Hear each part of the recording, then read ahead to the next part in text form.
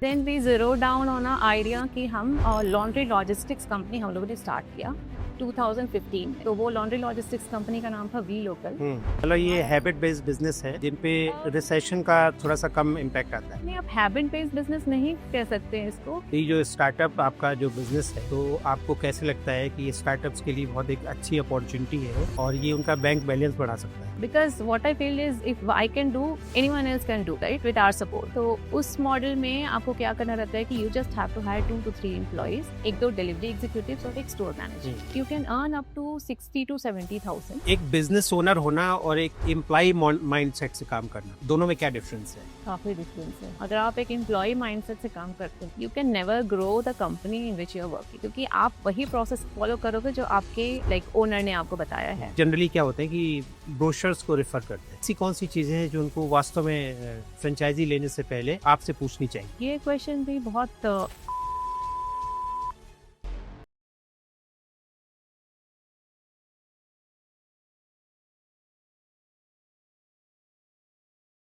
नमस्कार, मैं हूं डॉक्टर पंकज भारती, को होस्ट द फाउंडर्स ड्रीम से।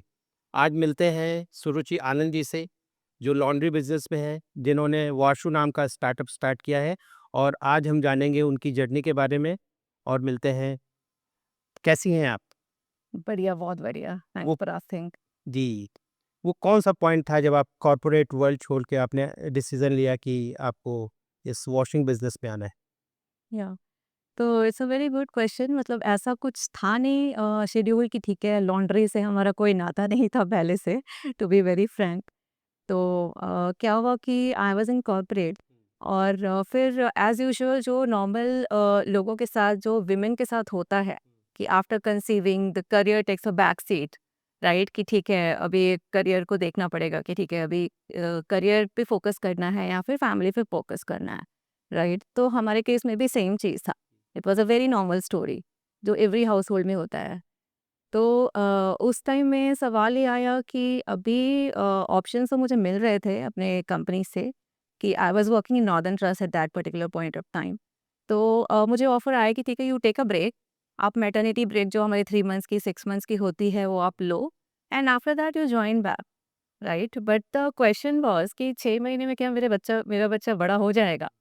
सो that was the biggest question that I had and I was staying in a nuclear family जहाँ पे family support was very minimum और my mom was not there actually, she passed away even before my marriage.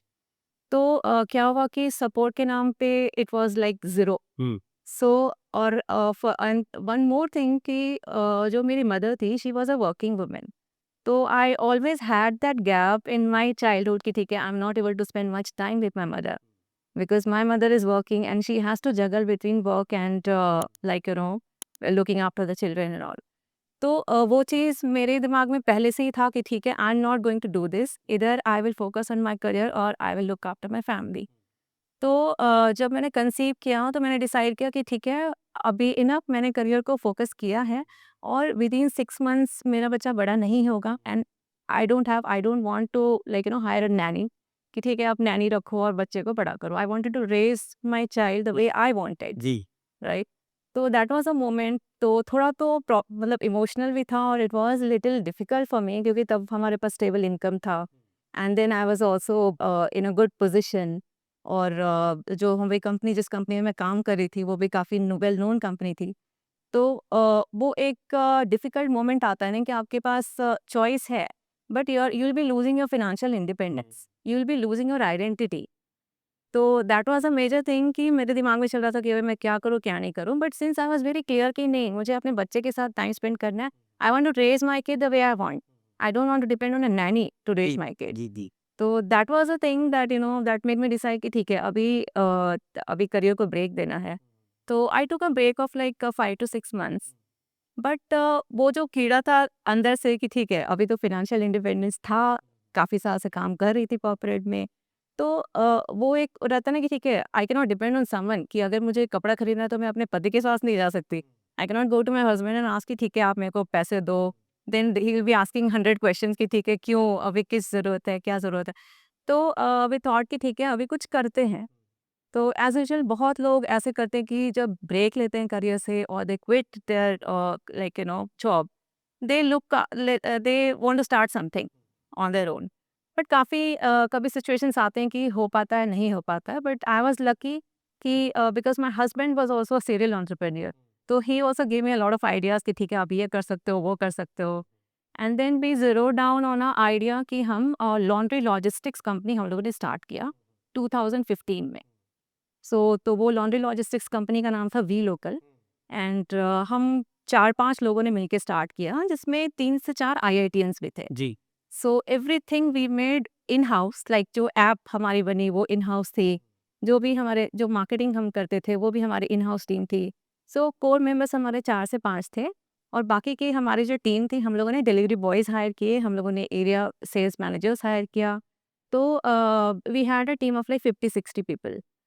Okay, so it was like decent enough to handle the laundry logistics. Laundry logistics कहने का मतलब कि जो laundry companies थे उस time के, जैसे कि House Joy, Doormint, My Wash, ये सब बहुत मेजर प्लेयर्स थे। And they had investments also, they had the backups, like investors already उन्होंने इन्वेस्ट किए थे। तो we were working with such companies, so it was a very good opportunity for a newcomer like us जो अभी start किए हैं। तो it gave us confidence कि हाँ, we can do it, right. पहले तो उतना बिजनेस में हम आए नहीं थे, एंड लॉन्ड्री वॉन्ड्री तो कुछ हमें पता ही नहीं था। कहीं आपको ऐसा तो नहीं कि हस्बैंड आपके एंटरप्रेन्योर थे तो हस्बैंड से कॉम्पिटिशन हो कि नहीं, नहीं, नहीं, मुझे भी कॉम्पिटिशन जॉब छोड़ के एंटरप्रेन्योर बनना है? नहीं, नहीं, नहीं, जब हमारी शादी हुई और जब ये सब जब वॉशो हम लोगों ने स्टार्ट किया, he was not an entrepreneur, he was back into a job. But he had lot of ideas, he had run companies, he had investments, like investment उठाया था पहले के कंपनीज में। तो it gave me a good push कि हाँ, we can he can do, and he also gave me encouragement कि ठीक है, आप ये कर सकते हो। ये आइडियाज़ हम बैठ बैठ के ब्रेनस्टॉर्मिंग करते थे कि ठीक है, चलो अब ये करेंगे, वो करेंगे, क्या वर्क होगा, क्या नहीं वर्क होगा। तो वो सारे चीज़ करके हम लोग ने वीलो का स्टार्ट किया। तो उसमें क्या हुआ कि हमें we got a lot of insights कि लॉन्ड्री लॉजिस्टिक्स कितना पेनफुल होता है और क्या-क्या चैलेंजेस आते हैं उसमें। मतलब डर भी लग रहा था आपको? क्योंकि अ, बहुत सारे स्टार्टअप्स बंद हो रहे थे, तो आपके लिए एक न्यू बिज़नेस था एज़ अ वुमन। हालाँकि आपका एक एक्सपीरियंस था, फिर भी कहीं न कहीं डर लगता है ना जब आपको अपना बिज़नेस, तो करेक्ट। कितना आपका डर का क्वोशिएंट कितना था? डर ऐसा नहीं था, because it was not a situation कि like my family was dependent on my income और समथिंग लाइक दैट, तो वो बैकअप थी। बट वही है, आपकी मेन रीज़न है आइडेंटिटी क्राइसिस नहीं होने देना अच्छा था मुझे, और फ़ाइनेंशियल इंडिपेंडेंस रहना था। मतलब वो फ़ाइनेंशियल जो डिपेंडेंसी रहती है ना दूसरे पे, वो मुझे नहीं चाहिए था, because I was financially independent from before. तो वो 2 चीज़ जो है वो स्टार्ट की, बट फ़ियर फैक्टर उतना नहीं था। I would be very Frank, like था, ऐसे बट आई वुड से कौन-कौन से ऐसे बिज़नेस आपको लगते हैं कि इकोनॉमी बिल्कुल क्रैश हो जाए, ये फिर भी चलते रहेंगे, अपार्ट फ्रॉम लॉन्ड्री? हाँ, तो अपार्ट फ्रॉम लॉन्ड्री देखिए, आप हेल्थ केयर की बात करिए तो हेल्थ केयर डेफ़िनिटली चलेगा। इट इज़ नॉट डिपेंडेंट कि इकोनॉमी ग्रो हो रही है या लाइक स्लो डाउन हो रही है। It doesn't matter at all, health care impact नहीं होती है, हुँ, फूड इंडस्ट्री इम्पैक्ट नहीं होती है, हुँ। लोग खाना खाएँगे ही, लोग मतलब ये बीमार हैबिट बेस्ड बिज़नेस है, जिन पे अ, रिसेशन का थोड़ा-सा कम इम्पैक्ट आता है। नहीं, आप हैबिट बेस्ड बिज़नेस नहीं कह सकते हैं इसको, क्योंकि ये जो है नेसेसिटी है, health care is a necessity, right? Food is a necessity. तो हम ये नहीं कहेंगे कि हैबिट बेस्ड है इसलिए रिसेशन प्रूफ है, बट या दीज़ आर द नेसेसिटीज़, इसलिए ये रिसेशन से रिसेशन प्रूफ है। बट ये जो लॉन्ड्री है, ये कहीं न कहीं हैबिट बेस्ड भी है।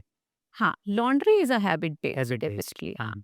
हैबिट बेस्ड इसलिए है क्योंकि अभी जो हमारे जो टारगेट सेगमेंट्स हैं और हमें जो कस्टमर्स मिलते हैं, तो इसमें क्या होता है कि एक बार अगर उन लोगों ने ट्राई कर लिया कि wash and iron, they see the convenience.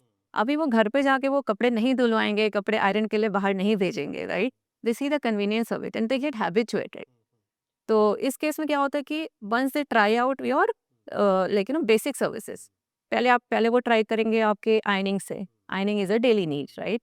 Ironing से ट्राई करेंगे, then they will go ahead with wash and fold, wash and iron, then they will eventually come to your dry cleaning. तो वो habit continued रहती है, और because of this habit only ये जो business है ये हमारा कंसिस्टेंट बिजनेस देता है, क्वाइट प्रेडिक्टेबल इट इज, जी। क्योंकि हमें पता है कि ये कस्टमर आज आया है तो वो फिर से ऑर्डर प्लेस करेगा ही। हुँ, हुँ। हाँ, नहीं, कुछ सर्टेन फैब्रिक्स हैं ना जिसमें लोग रिस्क नहीं लेते हैं, कर वो लॉन्ड्री में ही देते हैं। कैसा आपको लगता है? हाँ, अभी अभी के टाइम में क्या हो गया है कि बहुत कॉस्टली फैब्रिक्स आ रहे हैं। कपड़े, अब एक शर्ट पहनो तो आप 10,000 15,000 के शर्ट्स रहते हैं, राइट? आपके शूज़ काफ़ी कॉस्टली रहते हैं। तो उस केस में क्या होता है कि they don't want to take a risk at home कि ठीक है हम घर पे धो लिए, हम पैसे बचा लिए। They don't want to take that risk, क्योंकि आप पैसे बचाने के चक्कर में आपको नहीं पता है कि कौन सा डिटर्जेंट उसके कोई भी स्टेन अगर लगा है या फिर आपको डस्ट ही रिमूव करना है, तो यू डोंट नो कि कौन से फैब्रिक के लिए कौन-सा डिटर्जेंट, कौन-सा केमिकल एप्रोप्रिएट है, राइट? तो उसके लिए आप प्रोफेशनल लॉन्ड्री सर्विसेज़ को ही आप आउटसोर्स करोगे। Even if it is like in the case of dry cleaning, तो ड्राई क्लीनिंग जैसे वेडिंग गाउन्स हमें काफ़ी आते हैं, हमें ब्लेज़र्स आते हैं, हमें साड़ीज़ आते हैं, काफ़ी वर्क वाली साड़ीज़, लहंगास। तो ये सब जो चीज़ें हैं वो आप घर पे नहीं कर सकते हो। आप नॉर्मल लोकल जो कपड़े हैं आपके, जो लाइक जो डेली वेयर कपड़े हैं, कम कॉस्टली है, वो आप घर पे धो के, आप सुखा के आप आयरनिंग कर सकते हो। बट ये सारे कपड़े तो आपको आउटसोर्स ही करना है। तो ये जो स्टार्टअप आपका जो बिज़नेस है, हुँ। तो आपको कैसे लगता है कि ये स्टार्टअप्स के लिए बहुत एक अच्छी अपॉर्च्युनिटी है और ये उनका बैंक बैलेंस बढ़ा सकता है? Definitely, definitely. Because what I feel is if I can do, anyone else can do, hmm. right? With our support. क्योंकि हम लोगों ने ऑलरेडी टेस्ट कर लिया है कि क्या काम करता है, क्या नहीं काम करता है, कौन सी प्राइसिंग पे हम कस्टमर्स ला सकते हैं, कौन सी प्राइसिंग पे नहीं ला सकते हैं। वो सारी चीज़ें हम लोगों ने प्रोसेस बना लिया है। We have a full proof system which is proven, right?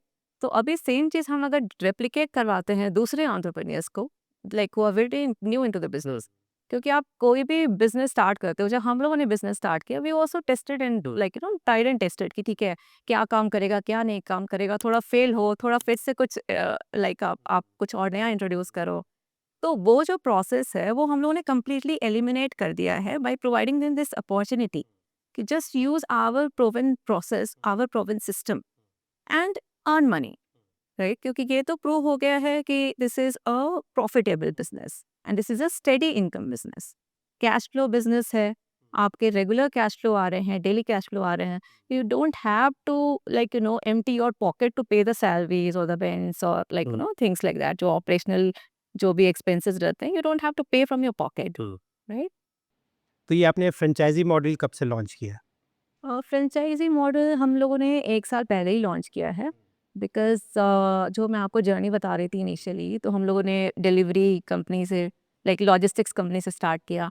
After that we move to a market place model, जहाँ पे हम लोगों ने thousands of vendors, local vendors aggregate किया across multiple cities of India.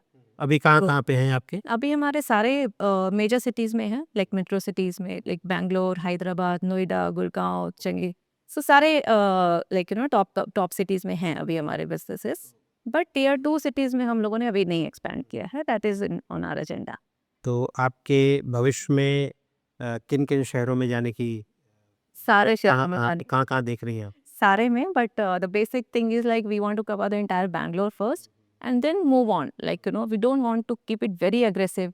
हम लोग धीरे चल रहे हैं, so that we also see कि और क्या-क्या चैलेंजेस आ सकते हैं हमें इस जर्नी में, राइट? तो we are going slow and steady, we are not very aggressive कि ठीक है हमें 1000 फ्रेंचाइज़ीज़ ओपन करना है, हमें 5000 फ्रेंचाइज़ीज़ ओपन करना है, वो हमारा गोल नहीं है। हमारा गोल है कि हमें जितने भी हम फ्रेंचाइज़ीज़ ओपन करें, they have to be profitable, हुँ। तो उनका यूनिट इकोनॉमिक्स वर्क करे। हुँ, हुँ।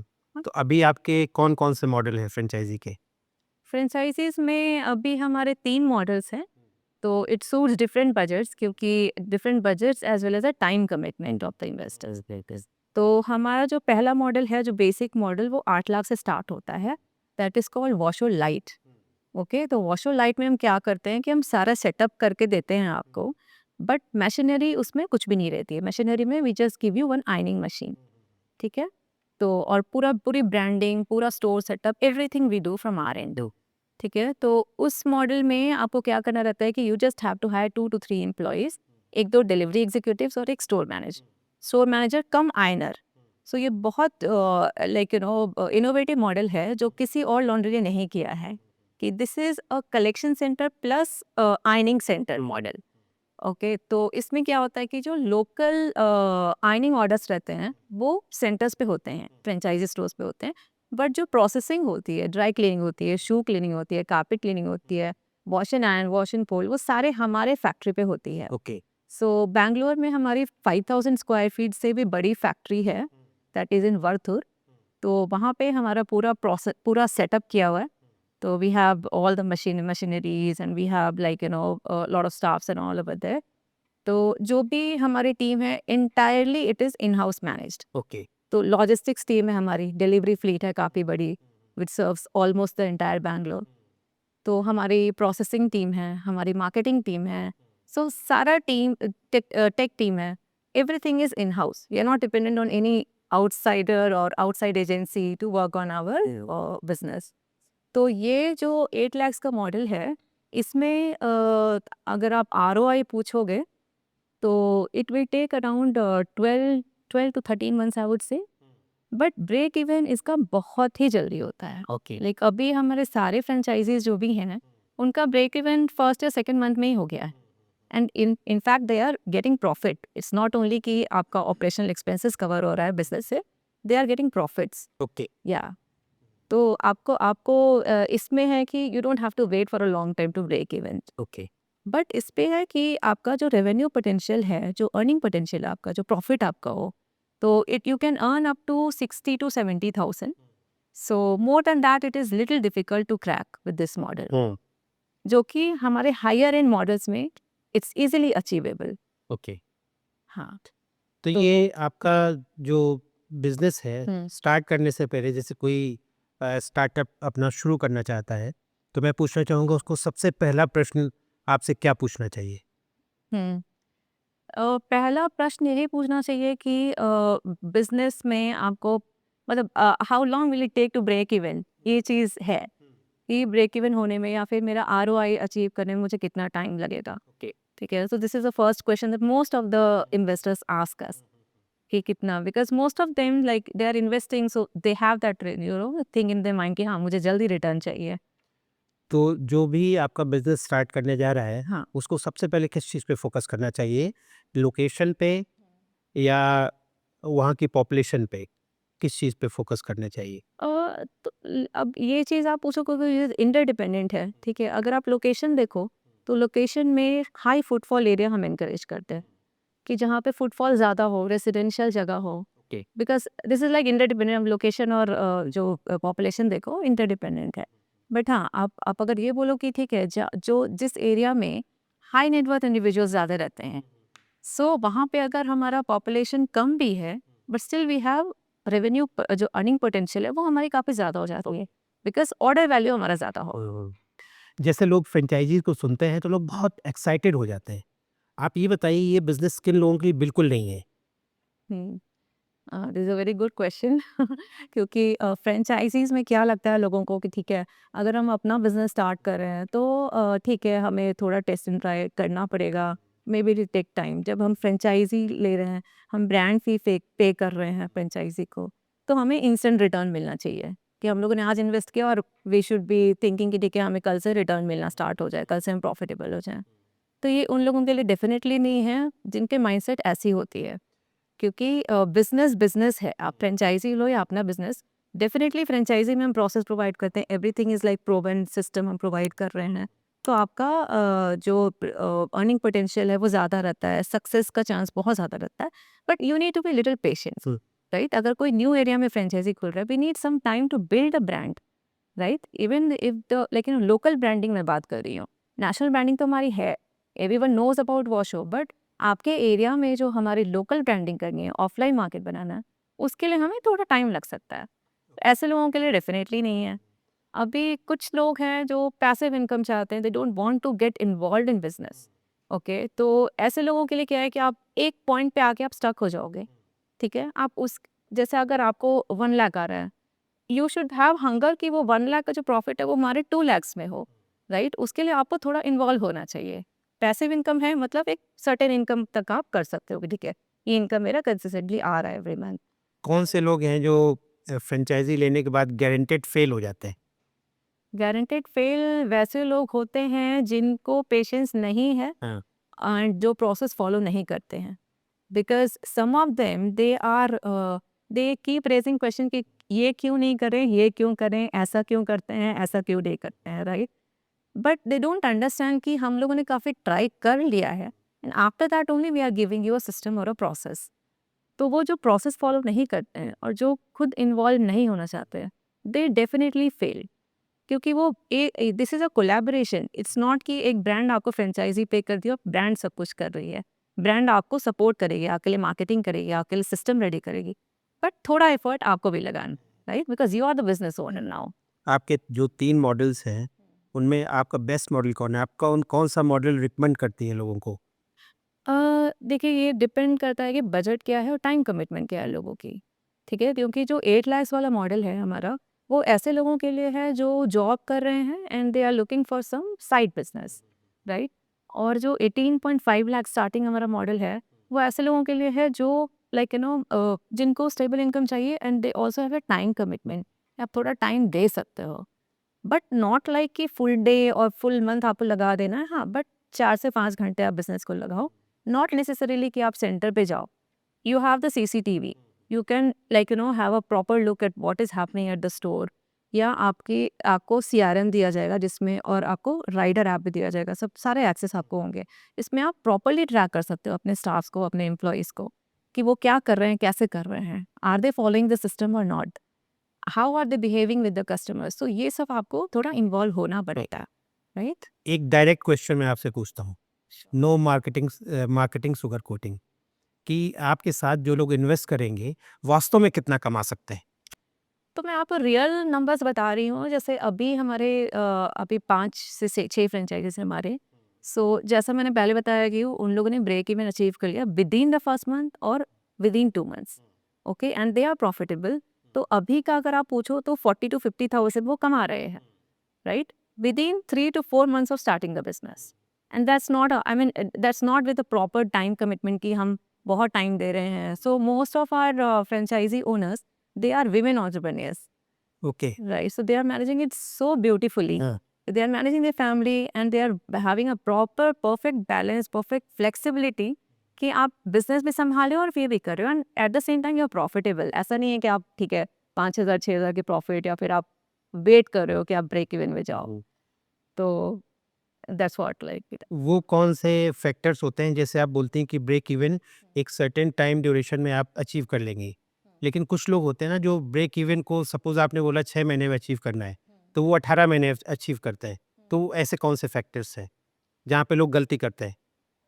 फैक्टर्स हैं आपके, देखो लोकेशन, क्योंकि what I hear from most of the investors कि ठीक है मुझे रेंट कम चाहिए, I don't want to spend a lot on rent, क्योंकि वो मेरा फिक्स कॉस्ट है, मैं उतना नहीं दे सकता या उतना नहीं दे सकती, ठीक है? तो they compromise on that part.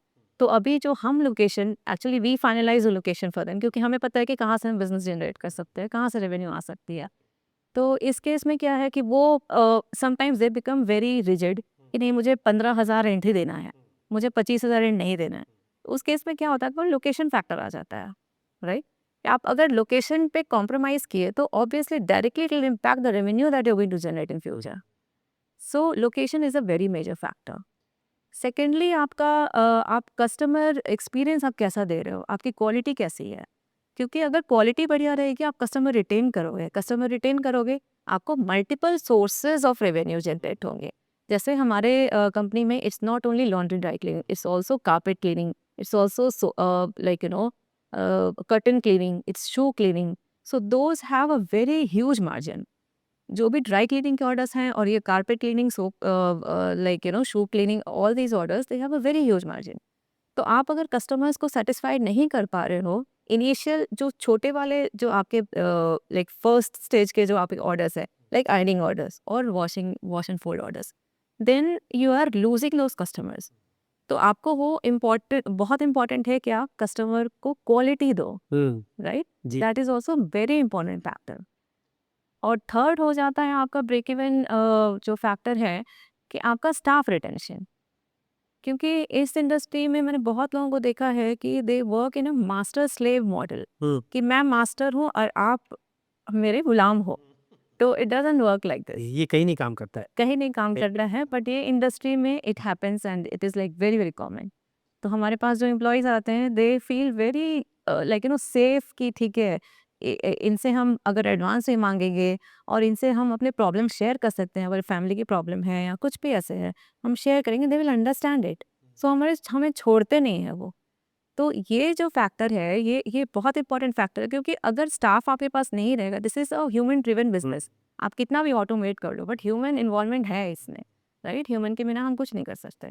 अगर आपका बेटा है, सपोज आपका बेटा 21 या 22 साल का है, हाँ। तो आप उसको क्या एडवाइस करेंगे कि आप एक एक स्टार्टअप शुरू करो या फ्रेंचाइजी मॉडल में जाओ? आप क्या क्या उसको एडवाइस करेंगी? अगेन इट डिपेंड्स कि उसका क्या पर्सपेक्टिव है। क्योंकि आप कुछ लोग होते हैं कि they have that risk taking ability, और उनका माइंडसेट होता है कि हाँ, I want to take a risk, right? और कुछ लोग होते हैं, they want to play safe, कि उनको अपना जो इन्वेस्टमेंट है, आपका हार्ड एंड मनी है, वो हमें मतलब वो नहीं चाहते हैं कि हम इस मनी के साथ ट्राई करें कुछ नहीं, आप नया। एडवाइस क्या करेंगी उसको? हाँ, तो दैट्स व्हाट, मतलब मेरा वही पर्सपेक्टिव है, डिपेंड्स ऑन हिज और like his risk taking ability, हाँ। कि उसको क्या चाहिए। अगर उसको एक सेफ बिजनेस चाहिए जो प्रूवन है, तो मैं फ्रेंचाइजी उनको बोलूँगी ठीक है, एक अच्छे कंपनी का फ्रेंचाइजी ले लो। बट अगर उसको है कि ठीक है, I I want to do something, मैं कुछ बड़ा करना चाहता हूँ, मैं ट्राई करना चाहता हूँ, and I have the financial backup, कि अगर मेरे पास मैं 50 लाख बिजनेस में लगाऊँ, 50 लाख डूब भी जाए, it doesn't matter to me, मैं फिर से और दूसरा बिजनेस ट्राई करूँगा। तो in that case it is fine, कि अगर आपके पास फाइनेंशियल बैकअप है और आप ट्राई कर रहे हो, तो आप करो। तो आई विल नॉट फोर्स कि ठीक है, आप फ्रेंचाइज़ी लो, आप ये करो। एक बिजनेस ओनर होना और एक एम्प्लॉय माइंडसेट से काम करना, दोनों में क्या डिफरेंस है? काफ़ी डिफरेंस है, मतलब ज़मीन आसमान का डिफरेंस है। अगर आप एक एम्प्लॉयी माइंडसेट से काम करते हो, you can never grow the company in which you are working, क्योंकि आप वही प्रोसेस फॉलो करोगे जो आपके लाइक ओनर ने आपको बताया है, right? You will not be adding any value to the company, right? तो अगर आप ऐसे ओनर के माइंडसेट से काम करोगे, जैसे हमारे सारे employees, I am very lucky कि सारे एम्प्लॉयज़ जो है, दे गिव अस आइडियाज़। वो ऐसे काम नहीं करते कि ठीक है मैम, आपने ये बोल दिया तो हम यही फॉलो करेंगे। दे गिव अस आइडियाज़ कि मैम इसको ऐसे भी कर सकते हैं, शायद इसमें और प्रॉफिट हो, बिल्कुल, बिल्कुल। राइट? तो डेफिनिटली जैसे अगर आप एम्प्लॉयज़ हायर करने हमें बोलो, तो I will hire someone who has this owner mindset. और हमारी कंपनी में कल्चर भी वही है कि we don't treat like as I told you कि मास्टर स्लेव वाला कल्चर बिल्कुल भी नहीं है, कि हम सबको इक्वली ट्रीट करते हैं। जितना मैं इम्पॉर्टेंट हूँ कंपनी के लिए, उतना ही मेरा जो प्रोसेसिंग स्टाफ है वो भी उतना ही इम्पॉर्टेंट है, जो मेरा डिलीवरी बॉय है वो भी उतना ही इम्पॉर्टेंट है। तो that is a major factor कि like you have to give respect, right, irrespective of their position.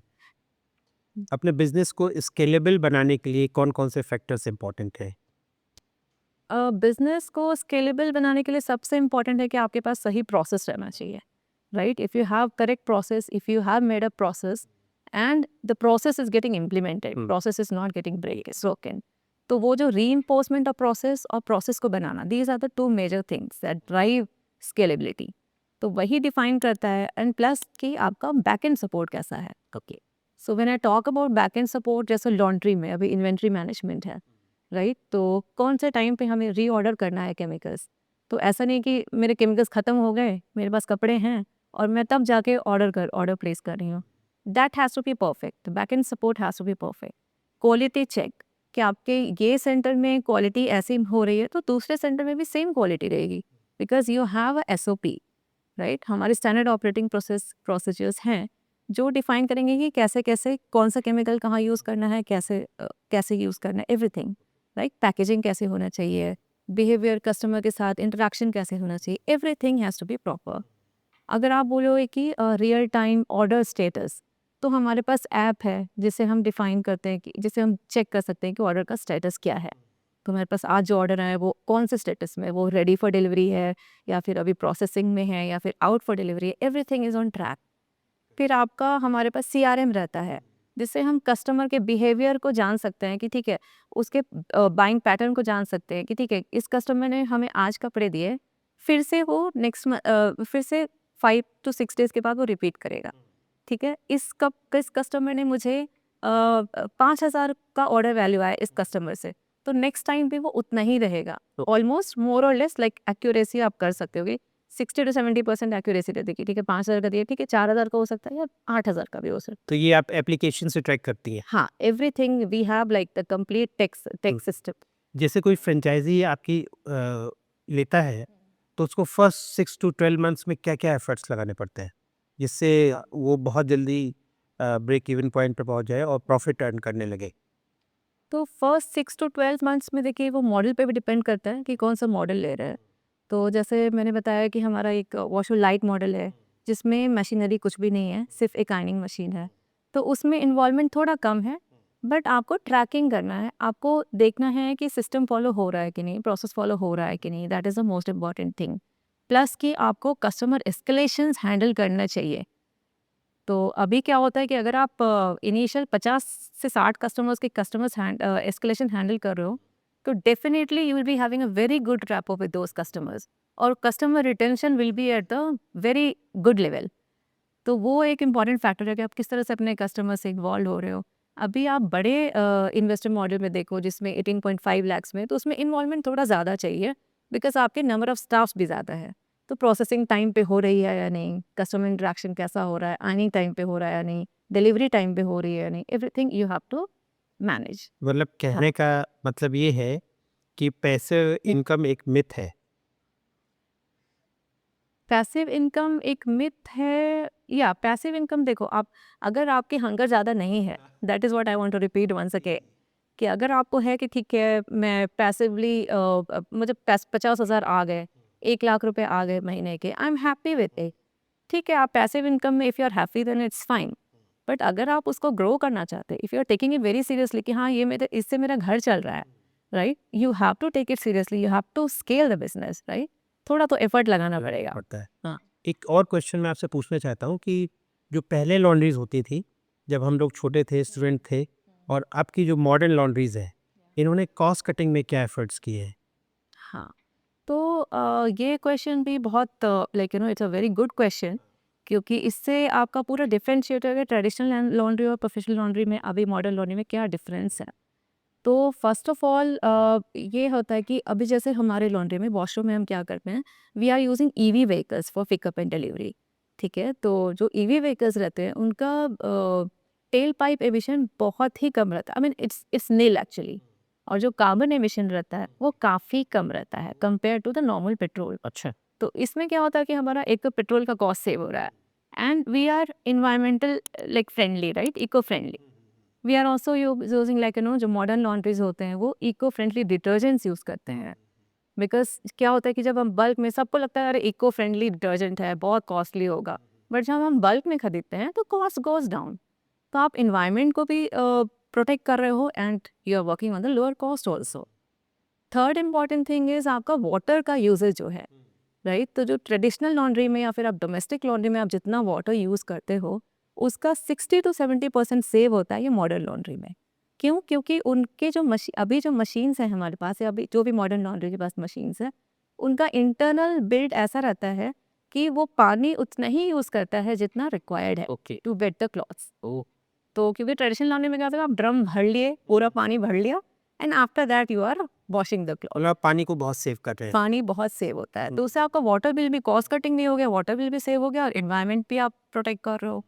Third thing is electricity, कि अगर मान लो कि आपके पास बहुत तरह तरह के कपड़े आते हैं, कुछ कपड़े बहुत गंदे रहते हैं, कुछ कपड़े लाइक यू नो जैसे हमारे जैसे लोग, ठीक है, एक बार यूज़ किया और उसके बाद लॉन्ड्री में दे दिया, ठीक है, तो वो कपड़े गंदे नहीं रहेंगे। तो आज के मशीन्स में ऐसे प्रोग्राम्स हैं दैट आर डिज़ाइन स्पेशली कि थोड़े गंदे कपड़े या हेवीली सॉइल्ड कपड़े, सबके लिए अलग अलग प्रोग्राम्स हैं। तो उसमें क्या होता है कि अगर कपड़े गंदे नहीं हो ज़्यादा, it just takes 10 to 15 minutes to complete the washing cycle. ठीक है, तो ये इसमें क्या होता है कि आपकी इलेक्ट्रिसिटी सेव हो रही है, you are not over spending. और सबसे इम्पॉर्टेंट चीज़ अभी नया जो आया है मार्केट में, ऑटो डोजिंग सिस्टम है। ओके। ऑटो डोजिंग सिस्टम में क्या होता है कि अब जैसे हम घर पे धोते हैं कपड़े, या फिर हमारे जो ट्रेडिशनल लॉन्ड्रीज होते हैं, तो उसमें क्या होता है कि तो मास्टर बोलेगा कि ठीक है इतना केमिकल लगेगा, ठीक है, तो 10 ml केमिकल हम डालेंगे इतने कपड़े के लिए या एक साइकिल के लिए। इस केस में क्या होता है कि प्रोग्राम सेट किए रहते हैं, तो प्रोग्राम से ही डिसाइड होता है, मशीन आपने कोई प्रोग्राम सेलेक्ट कर लिया, मशीन ऑपरेट कर लो, प्रोग्राम सेलेक्ट कर लिया, अभी वो वॉशर जो मशीन है वो ये कब मैसेज देगा डोजिंग मशीन को कि आपको कितना केमिकल चाहिए, कितना ब्लीच चाहिए, कितना आपको जो भी लाइक यू नो बहुत तरह के डिटर्जेंट्स रहते हैं, कि सॉफ्टनर रहते हैं, डिटर्जेंट्स रहते हैं, तो किस क्वांटिटी में क्या चाहिए और कब चाहिए। अच्छा। तो ये एक बहुत ही बड़ा ब्रेक थ्रू आप बोलिए, क्योंकि इससे जो है केमिकल का यूजेज कम है, वाटर का यूजेज कम है। क्योंकि अगर आप मान लो कि आपके पास थोड़े से कपड़े हैं, आपने नॉर्मल वे में आप 10 ml आपने लिक्विड डाल दिया, वो लिक्विड नहीं निकला, फिर से आप वाटर यूज़ करोगे उस लिक्विड को निकालने के लिए, राइट? बट इसमें क्या है, everything is automated. Okay. Machine को पता है कि मुझे कौन से स्टेज पे कौन सा केमिकल चाहिए और किस क्वांटिटी में चाहिए। तो that is a very major difference between traditional laundry and this like modern laundry I would say. एक क्वेश्चन, पर्सनल क्वेश्चन है श्योर। कि एक मेरे पास बहुत ही एक्सपेंसिव कोट था, मैं 10-15 साल पहले की बात कर रहा हूँ। ओके। उसमें एक अननोन स्टेन लगा और उसको मैंने अभी तक कम से कम 5-6 लॉन्ड्रीज़ को दिया है, लेकिन वो अननोन स्टेन नहीं गया, काफ़ी बड़ा स्टेन है। अल्टीमेटली मुझे उस कोट को डिस्कार्ड करना पड़ा। ओके। तो आपके पास कोई ऐसा मेथड है जिससे स्टेन का टाइप है उसको आइडेंटिफाई किया जा सके और उसके बाद उसके लिए कौन-सा स्पेसिफिक केमिकल हो सकता है जिसको यूज़ करके उसको स्टेन रिमूव किया जा सकता है? हाँ, तो देखिए हमारे पास लाइक 50 से ज़्यादा केमिकल्स हैं just to treat the stains, हुँ। डिफरेंट काइंड ऑफ स्टेन्स, क्योंकि इंडियन मार्केट में आपको अभी हल्दी के डाल लगेंगे, कोई तंबाकू के डाल लगेंगे, कभी and there are major like बहुत different different categories of stains रहते हैं यहाँ पे। तो बट अभी स्टेन पे डिपेंड करता है कि आपका कितना पुराना स्टेन है, किस चीज़ का स्टेन है। आपको थोड़ा तो आइडिया होगा कि हाँ, ये किस चीज़ से स्टेन लगा था मेरा, कितने साल पहले लगा था। तो स्टेन में जनरली क्या होता है कि आप अगर तुरंत करवा लेते हो, जैसे आज स्टेन लगा, ठीक है, आप 2 से 3 दिन के अंदर भी आप करवा लो, तो 90% 95% चांस है कि आपके स्टेन चले जाएँगे, with all the chemicals that we have. लेकिन आप उसको अगर छोड़ते हो कि ठीक है, अगर जैसे नॉर्थ में क्या होता है, शादी का सीज़न है, अभी कुछ गिर गया, ठीक है, अभी नेक्स्ट सीज़न में जब निकलेगा ये कपड़ा तो हम धुलवाएँगे। तो वो एक टेंडेंसी रहती है लोगों की कि ठीक है, अभी रख दिया, जब नेक्स्ट यूज़ करेंगे तो हम कपड़े को निकालेंगे, then will be beautiful dry cleaning. कौन से तो स्टेन लॉन्ड्री प्रोसेस से बिल्कुल नहीं रिमूव होते? लॉन्ड्री प्रोसेस से मोस्टली सारे जैसे ब्लड स्टेन सब कुछ रिमूव हो जाते हैं। जस्ट ओल्ड और रिजिड स्टेन जो बिल्कुल भी नहीं रिमूव होते, जैसे अभी पेंट के स्टेन भी रिमूव हो जाते हैं। ओके। तो अभी तक तो हम लोगों ने ऐसा एक्सपीरियंस नहीं किया कि कोई स्टेन नहीं गया है लॉन्ड्री केमिकल से, until and unless it is like very old stain. वो पूरा चिपक ही गया है कपड़े में और अभी कुछ नहीं किया है, क्योंकि फैब्रिक डैमेज का प्रॉब्लम ये इश्यूज़ रहता है ना उसमें, या बार-बार डिफरेंट डिफरेंट केमिकल्स नहीं ट्राई कर सकते हो। तो फैब्रिक डैमेज होगा, then again we have a compensation policy कि हम अपने कस्टमर्स को ट्रस्ट देते हैं कि अगर आपके कपड़े के साथ कुछ हुआ, we will provide you compensation. एक आपसे क्वेश्चन मैं पूछ रहा हूँ कि जो लोग आपके बिज़नेस में इन्वेस्ट कर रहे हैं, उनका एक सबसे पहला क्वेश्चन होता है कि इसमें ग्रोथ क्या है? तो इसमें कैसे आप ग्रोथ उनको कमिट करती हैं? देखिए, growth again it is dependent on various factors.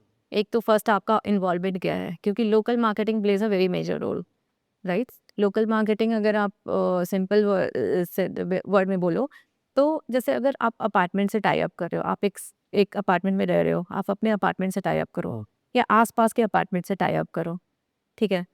या फिर आप सैलून से टाई अप करो, आप हॉस्पिटल से टाई अप करो। तो ये सब जो लोकल टाई अप्स हैं आपको बिज़नेस देंगे, राइट? तो आपका ग्रोथ काफ़ी इंक्रीज़ होएगा, आपका ग्रोथ जो परसेंटेज रहता है, ऐसे यूजुअली आप देखो तो 15 to 20% growth year on year होता है। होता है। हाँ, तो और क्योंकि अब प्रॉफिट भी इंक्रीज़ होती है, क्योंकि आपके सेम सेट ऑफ एम्प्लॉइज़ काम कर रहे हैं, बट आपको बिज़नेस ज़्यादा मिल रहा है, तो आप कंप्लीटली यूटिलाइज़ कर रहे हो अपने कैपेसिटी को। ओके, मशीन की कैपेसिटी, स्टाफ की कैपेसिटी आप कंप्लीटली यूटिलाइज़ कर पा रहे हो विथ मोर बिज़नेस। तो डेफिनिटली ग्रोथ तो 15 to 20% growth is like normal. जब कोई फ्रेंचाइज़ी के लिए आता है, तो बहुत सारे हिडन क्वेश्चंस होते हैं। लोग जनरली क्या होते हैं कि ब्रोशर्स को रेफ़र करते हैं। वो ऐसी कौन-सी चीज़ें हैं जो उनको वास्तव में फ्रेंचाइज़ी लेने से पहले आपसे पूछनी चाहिए? देखिए, फर्स्ट चीज़ है कि जो सीरियस इन्वेस्टर्स रहते हैं, they go ahead and talk to the like investors जो हमारे ऑलरेडी हैं, जो हमारे ऑलरेडी फ्रेंचाइज ओनर्स हैं, वो उनसे बात करते हैं कि आपका एक्सपीरियंस कैसा है, कौन सा सिचुएशन में कितना ब्रांड का सपोर्ट मिल रहा है, राइट? तो that is the main thing कि brand support is a major thing here in any franchise business. कि it is not only selling, after sales आपका क्या है, राइट? और हमारी कंपनी में है कि since we have our own processing unit as as we discussed earlier, कि हमारी खुद ही बहुत बड़ी प्रोसेसिंग है। तो हमारे जो भी मॉडल्स में अगर फ्रेंचाइजीज़ को कुछ भी प्रॉब्लम्स आते हैं, लाइक उनको स्टाफ का शॉर्टेज है, या फिर उनके मशीन्स काम नहीं कर रहे, या उनको वाटर इलेक्ट्रिसिटी इश्यूज़ है, हमारे पास बैकअप है। They can send their load to our factory, right? And we send it back after processing the orders, we send it back to their thing. तो जो ब्रांड सपोर्ट है, main चीज़ उनको वो समझना है कि ब्रांड सपोर्ट क्या है, आफ्टर टेकिंग द फ्रेंचाइज, क्योंकि बिफोर सेलिंग आप कोई भी बिजनेस या कोई भी प्रोडक्ट सेल कर रहे हो तो आप सब सही बोलोगे उसके बारे में, राइट? आप हमेशा एग्जैजरेट करके बोलोगे अच्छा मेरी प्रोडक्ट ये है, मेरी सर्विस ऐसी है, ये है, वो है। बट एक्चुअल वही है जो एक्चुअल लोगों से पता चले आपको, कि जो एक्चुअली फ्रेंचाइजीज लिए फ्रेंचाइज ओनर्स हैं उनसे आप बात करो, पूछो कि ब्रांड सपोर्ट क्या है, कौन से सिचुएशन में हमें ब्रांड ने कैसे सपोर्ट किया है, राइट? तो वो चीज़ सबसे इम्पोर्टेंट है। अगर हम्म, आप कोई फ्रेंचाइजी लेने जाती हैं, हाँ सपोज मैं ओनर हूँ और आप हमारे पास फ्रेंचाइजी के लिए आती हैं, वो 3 कौन से प्रश्न होंगे जो आप मुझसे पूछेंगी? हाँ, तो 3 प्रश्न वही हो गए। तो फर्स्ट ऑफ ऑल तो मुझे जानना होगा कि मेरा टाइम कमिटमेंट क्या होगा, राइट? कि मुझे कितना टाइम इन्वेस्ट करना है। आरओआई एज़ यूजुअल लाइक सारे इन्वेस्टर्स के क्वेश्चंस रहते हैं कि आरओआई कितने महीने का है और कितना परसेंट है। So that will be my second question. और थर्ड क्वेश्चन आपका रहेगा कि अब मेन है मैन पावर। तो most of the like investors वही इंक्वायर करते हैं कि मैन पावर का सपोर्ट आपको क्या है, कि आप ट्रेनिंग दोगे या आप हायरिंग भी करोगे हमारी तरफ से। So these are the major 3 question that I would ask. तो अगर कोई बहुत सीरियस है आपकी फ्रेंचाइजी लेने में, तो उसको क्या करना चाहिए? Like if they are very serious, क्या करना चाहिए इन द सेंस, मतलब उसको कैसे प्रोसीड करना चाहिए? तो पहले हम क्या करते हैं कि हम उनको अपनी फैक्ट्री दिखाते हैं। हम उनको एग्जिस्टिंग फ्रेंचाइज यूनिट सिखाते हैं, कैसा हमारा सेटअप रहेगा, क्या रहेगा। हम उनको अपना डैशबोर्ड भी दिखाते हैं। अच्छा, so that is a major thing कि हम उनको डैशबोर्ड दिखाते हैं कि ये महीने में हमारे इस रीजन से इतना बिजनेस आया है। That gives them a lot of confidence okay. कि ये फ्रेंचाइजीज इतना कर रही है तो definitely I can also do, right? तो वो चीज़ सबसे इम्पोर्टेंट है। वो कोई भी कंपनी, कोई भी ब्रांड आपको नहीं दिखाएगी अपना डैशबोर्ड जो हम दिखाते हैं। थैंक यू सुरुचि, आपसे बात करके बहुत अच्छा लगा। थैंक यू आपने सर। हमारे बहुत सारे कठिन प्रश्नों का भी बहुत सटीकता से उत्तर दिया है और मुझे लगता है कि इस कन्वर्सेशन से लोगों को बहुत लाभ होगा और बहुत सारे यंग जो अपना बिज़नेस स्टार्ट करना चाहते हैं, स्टार्टअप्स हैं, वो आपकी फ्रेंचाइज़ी से उनको बहुत ज़्यादा बेनिफिट होने वाले हैं। Thank you so much. Thank you so much. Thanks for your time.